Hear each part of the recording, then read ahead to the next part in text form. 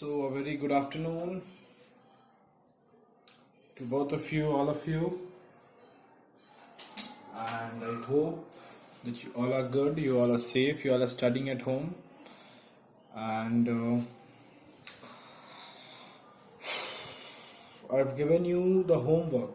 I think I have not given you homework till date, so I'll tell you the homework in the end of this video. And apart from that, as we have discussed in the previous class, that from today we will be continuing the gravitation chapter. Is it so? So just we are back on it, Hannah. So we are starting the chapter of gravitation. Okay. So I think that we have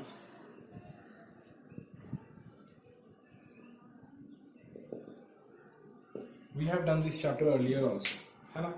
We have done this gravitation chapter earlier also, and you people will have to read this chapter very carefully because this chapter is very important.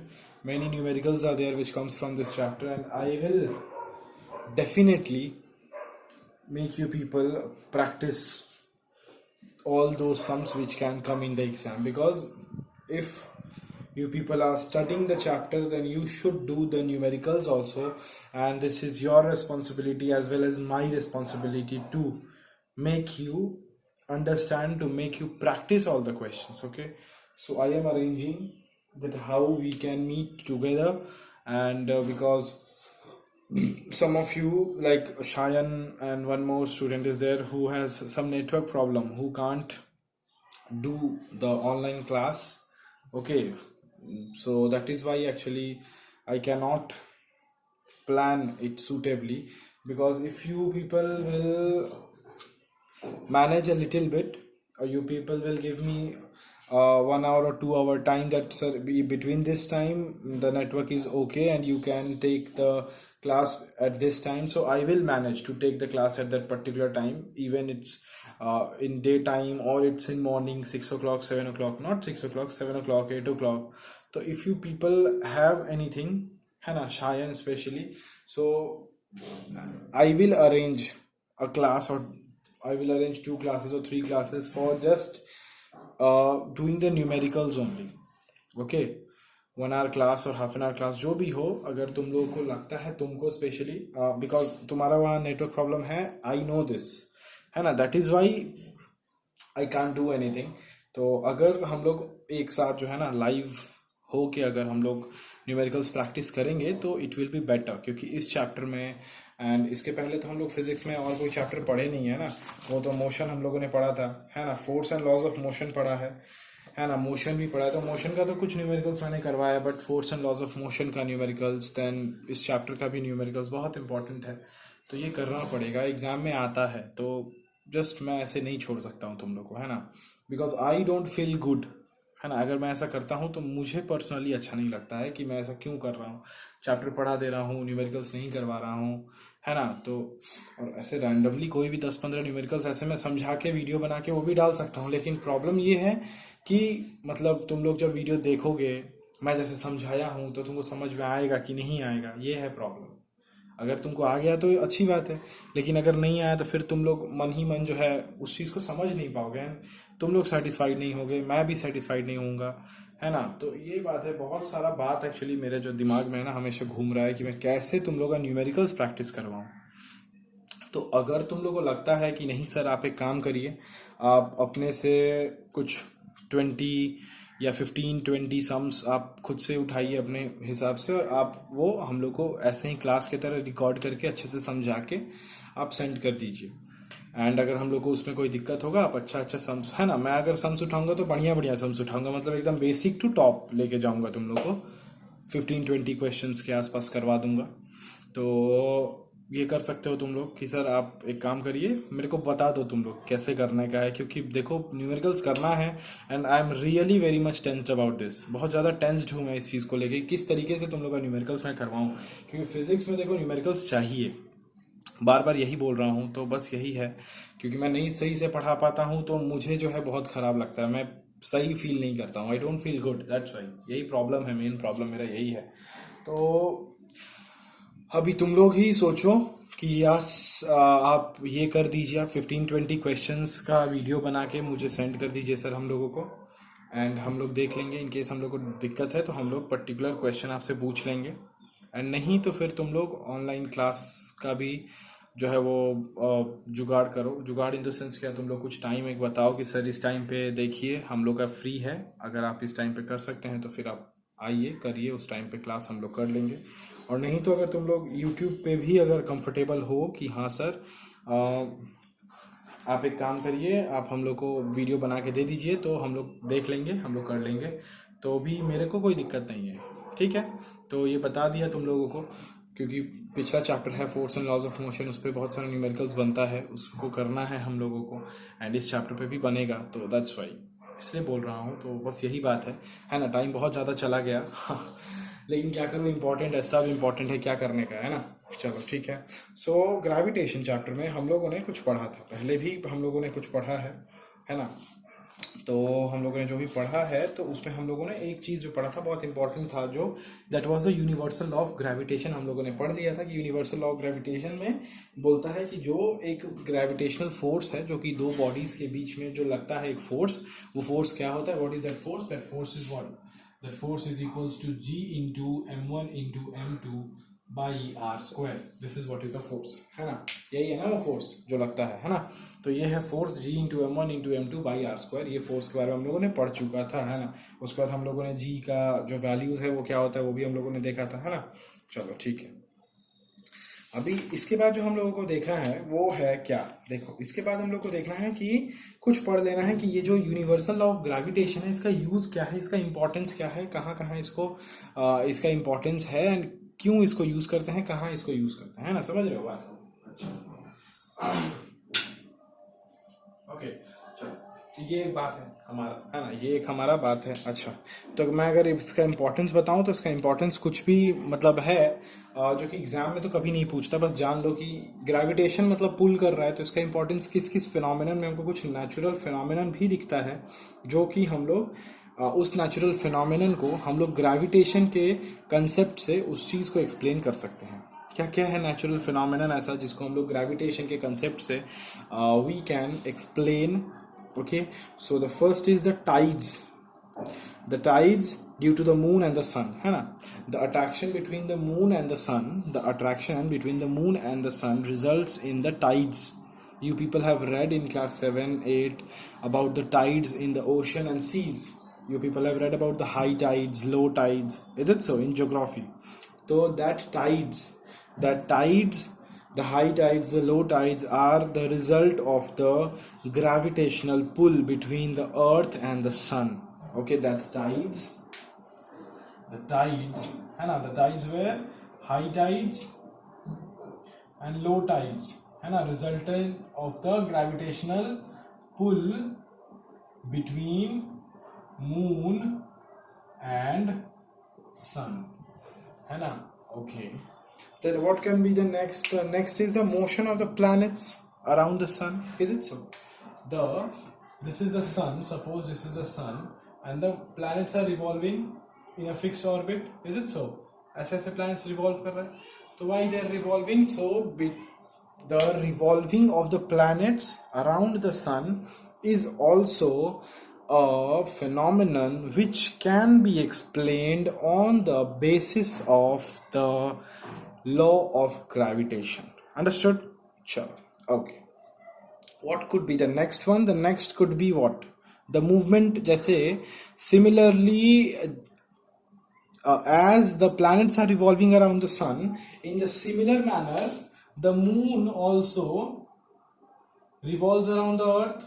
Is it so? The moon also revolves around the earth. This is the earth. This is the earth, and the moon revolves around the earth. This is earth. So similarly, in the similar manner as the planets revolving around the sun, the moon also revolves around the earth. So this can also be explained on the basis of the concepts of gravitation. Understood? Okay.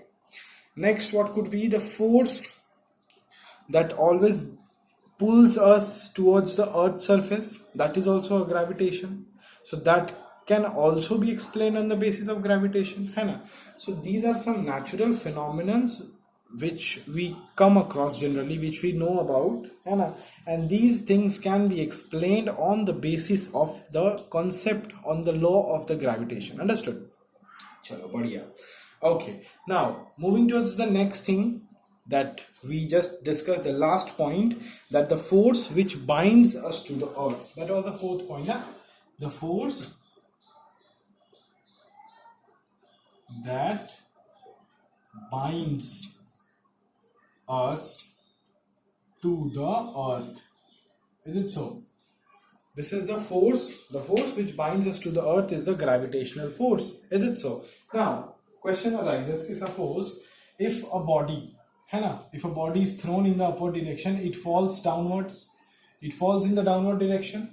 So the question may arise that when a body is falling in the downward direction, the body will have some velocity. Is it so? The body will have some velocity with it.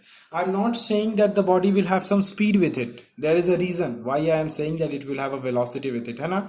We have discussed these things in the first chapter of physics. Motion में हम लोगों ने discuss किया है ना, कि अगर जैसे मैं बोल रहा हूँ कि अगर एक बॉडी, एक बॉल ऊपर से नीचे आ रहा है तो उसके पास कुछ वेलोसिटी होगा, कुछ स्पीड नहीं होगा. मैं ये नहीं बोला ना, मैं बोला that it will have some velocity. And I think that you people remember that why I am saying that it will have some velocity, it will not have some speed, है ना. फिर भी मैं बता देता हूँ क्यों बोला. क्योंकि हम लोगों ने पढ़ा है कि जो स्पीड है ना, वो हम लोग तब यूज करेंगे when we don't know the direction. जैसे कि हम लोग डिस्टेंस तब यूज करते हैं जब हम लोग को डायरेक्शन पता नहीं है, बट हम लोग वेलोसिटी कब यूज करते हैं, जब मुझे डायरेक्शन पता है. Then we use what, then we use velocity. हम लोग डिस्प्लेसमेंट कब यूज करते हैं, when we know the direction, then we use displacement and not distance. हम लोग तब डिस्टेंस नहीं बोलते, तो हम लोग डिस्प्लेसमेंट बोलते हैं जब हम लोग डायरेक्शन को जानते हैं. तो उसी तरीके से अभी हमको पता है ना डाउनवर्ड डायरेक्शन में हो रहा है, तो डाउनवर्ड डायरेक्शन में आ रहा है, तो डायरेक्शन पता है, तो what we will say velocity. तो the body will have some velocity. अब सवाल ये उठता है कि if it will have some velocity, it will have some acceleration also. The change in velocity with respect to time, this is acceleration ना. What is acceleration? The change in velocity, final velocity minus initial with respect to time. The change in velocity, is it so? The change in velocity with respect to time. This is what is acceleration. So if a body has some velocity, it will have some acceleration. अब the question arises कि acceleration आया कहाँ से, उसके पास velocity आया कहाँ से, है ना. वो velocity उसको मिल कहाँ से रहा है, उसको कौन पुल कर रहा है. तो ये हम लोग जानते हैं कि the earth is pulling it. And when the earth is pulling it, so it is applying the force, it is applying the gravitational force, and if the force will be applied, it will have some velocity. So the velocity which will be acquired by the body when it is falling in the downward direction, that body will have some acceleration, and that acceleration is nothing but it is known as the acceleration due to gravity. It is nothing but it is known as the acceleration due to gravity. That acceleration is known as acceleration due to gravity, represented by small g. It is represented by small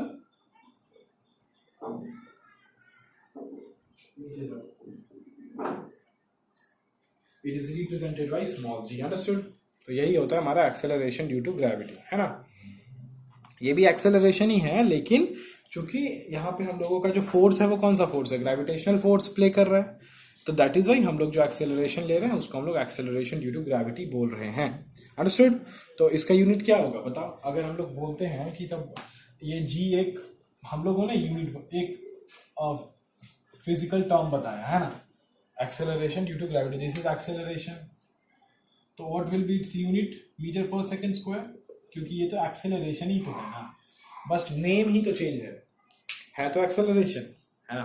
तो इसका unit होगा metre per second square. कोई problem उसमें नहीं होना चाहिए, है ना. ओके चलो.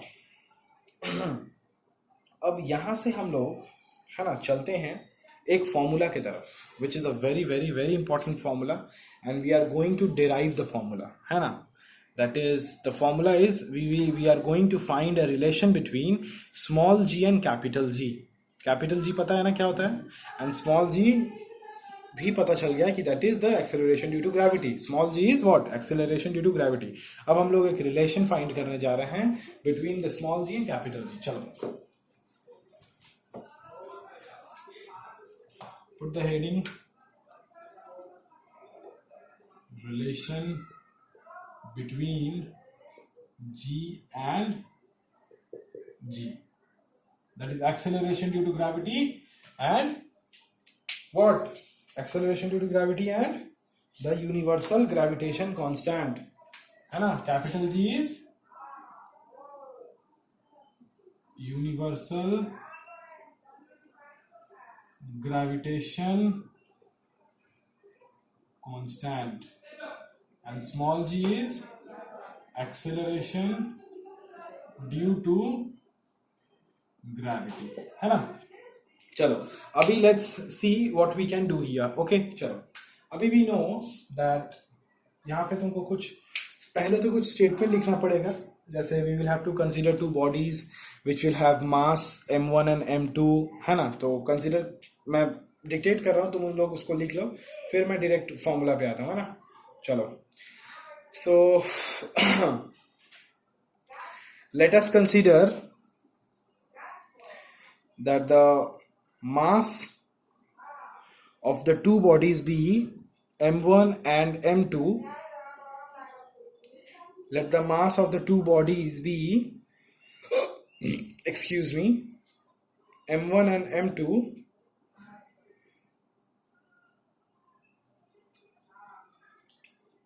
and the gravitational force between them.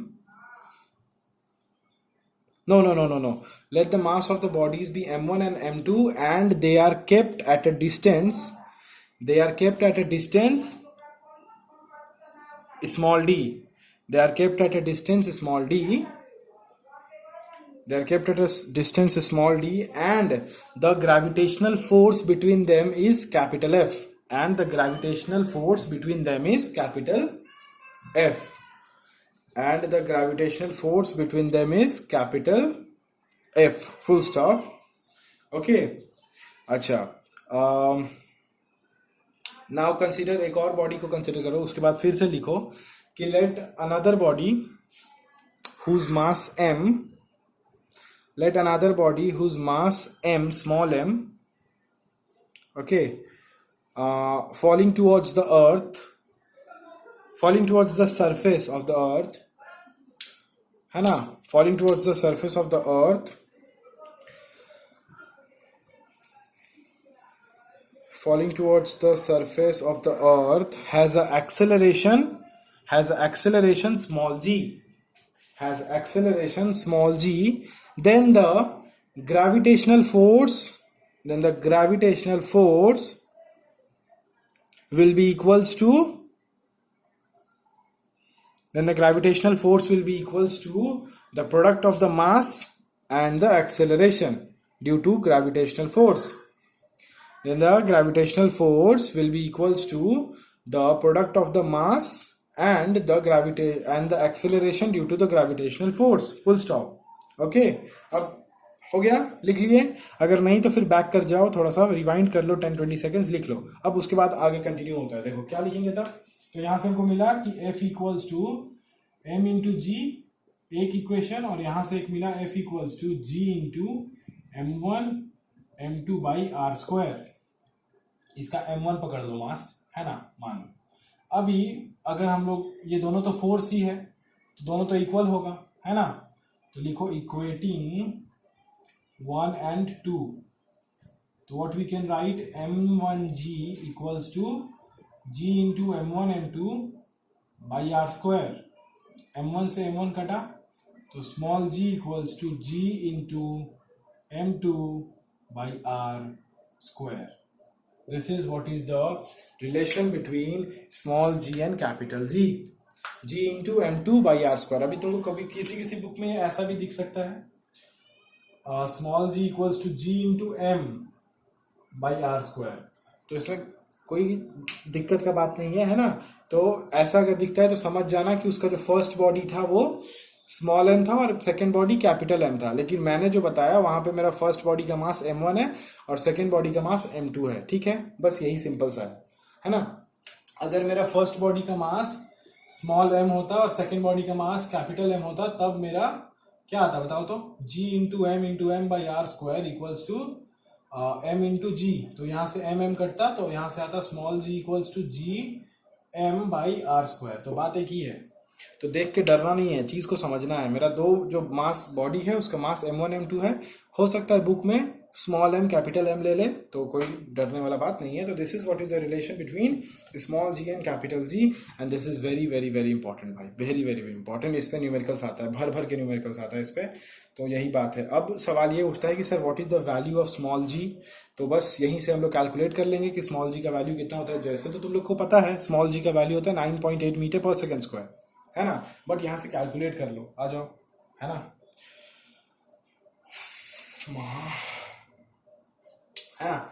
चलो देखो, तो कैलकुलेशन भी मैं करके दिखा देता हूँ। जनरली तुम लोग को बस इतना लर्न रखना है कि वैल्यू होता कितना है स्मॉल जी का, है ना। तो याद रखो कि small G equals to 9.8 metre per second square. This is the value of small G which is taken as 10 metre per second square. Okay, this is also actually कभी कभी राउंड ऑफ के लिए हम we will take 10 metre per second square, no problem. बस मैं तुमको दिखा रहा हूँ डिराइव करके कैसे आया 9.8।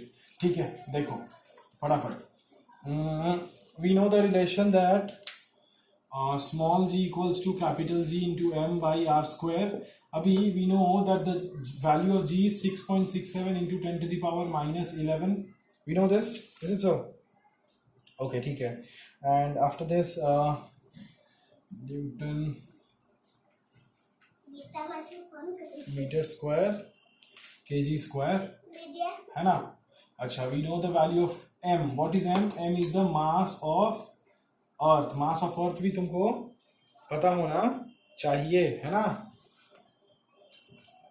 है ना। तो ले रहा हूँ, रुको। 6 into 10 to the power 24 K ji, 6 into 10 to the power 24 K जी, ये है मेरा mass of the earth.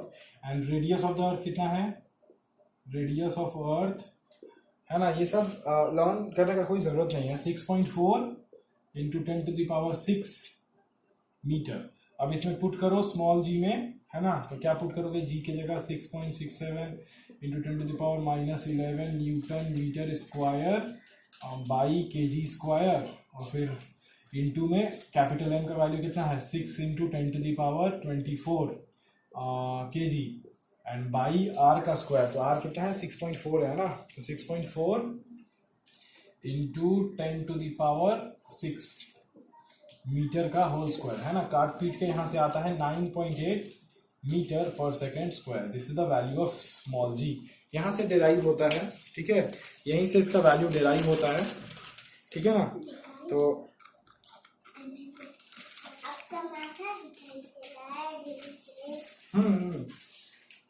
Okay, तो इस वैल्यू को हमको सिर्फ